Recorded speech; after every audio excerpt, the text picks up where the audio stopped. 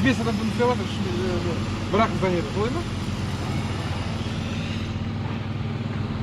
Мектеп директорына контроль жоқ, отдел образования контроль жоқ, мына сөзбен жай тексеріп жүрген адам. Солай ма? Давай көбейтіңіз, понедельник тексеремін мен ертең, бірсігін. 80 адамдан аз, бұл жерде жоқ деген 150 адам істеп жатырмыз. Әр корпуста 50 адамдан деген. Бұлар 150 де аз. Қазір уақытыңыз зыр ете қалады. Таңертең неште бастайтын? 7-те бастау. Неге кеш?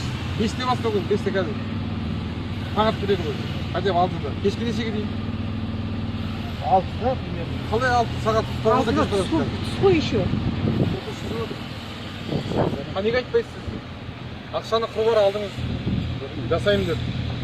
Бәрі қатырады. Жасай алмайсыз мына бетіңізде. Мен сіз сияқты жүздеген подрядчик деп. Жасайым деп ең соңында айтып, игере алмадым.